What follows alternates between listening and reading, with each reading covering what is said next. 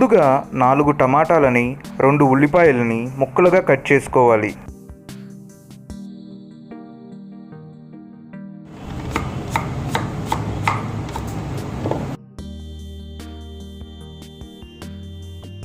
ఇప్పుడు ఓ ప్యాన్లో 2 table spoons oil వేసి అందులో ఒక చిన్న దాల్చిన చెక్క ముక్క, 3 లవంగా, 2 యాలకులు వేసి అందులో కట్ చేసుకున్న ఉల్లిపాయలు వేసి 3 పచ్చిమిరపకాయలు వేసి ఉల్లిపాయలు గోల్డ్ కలర్ వచ్చేంత వరకు ఫ్రై చేసుకోవాలి. ఉల్లిపాయలు గోల్డ్ కలర్ వచ్చేసాయి. ఇప్పుడు ఇందులో కట్ చేసుకున్న టమాటాలు వేసి 1 టేబుల్ స్పూన్ సాల్ట్ వేసి ఓ 5 మినిట్స్ టమాటాలని ఫ్రై చేసుకోవాలి.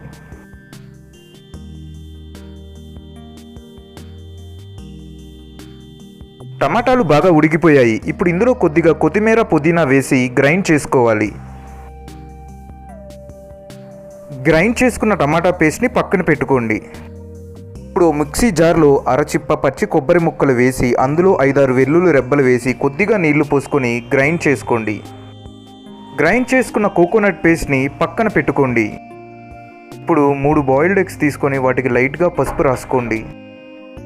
ఇప్పుడు ఓ ప్యాన్లో 3 టేబుల్ స్పూన్స్ ఆయిల్ వేసి ఆయిల్ హీట్ ఎక్కిన తర్వాత అందులో బాయిల్డ్ ఎగ్స్ వేసి ఒక 2 మినిట్స్ లైట్గా ఫ్రై చేసి వాటిని తీసి పక్కన పెట్టుకోండి.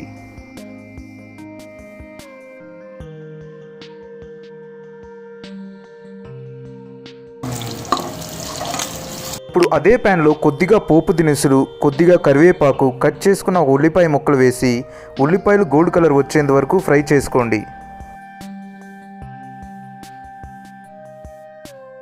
ఉల్లిపాయలు గోల్డ్ కలర్ వచ్చేసాయి. ఇప్పుడు ఇందులో 1 టేబుల్ స్పూన్ అల్లం వెల్లుల్లి పేస్ట్ వేసి పచ్చివాసన పోయేంత వరకు ఫ్రై చేసుకోవాలి.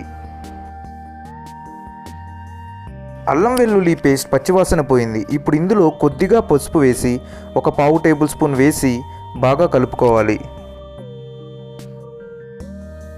ఇప్పుడు ఇందులో గ్రైండ్ చేసుకున్న కోకోనట్ పేస్ట్ వేసి కొద్దిగా వాటర్ పోసుకొని బాగా కలుపుకోవాలి.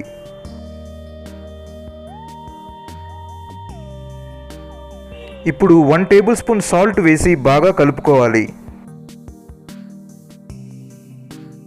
ఇప్పుడు ఇందులో 1 టేబుల్ స్పూన్ ధనియా powder, 1 tablespoon chilli powder, కొద్దిగా గరం మసాలా వేసి బాగా కలుపుకోవాలి.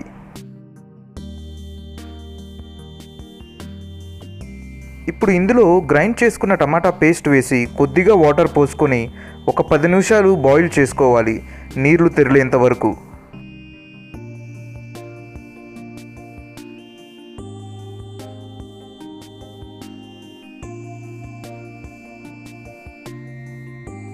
ఇప్పుడు ఫ్రై చేసుకున్న గుడ్లు తీసుకొని వాటికి చాకుతో ఘాట్లు పెట్టుకొని పక్కన పెట్టుకోండి. గ్రేవీ బాగా బాయిల్ అయిపోయింది. ఇప్పుడు ఇందులో గుడ్లు వేసి బాగా కలుపుకోండి.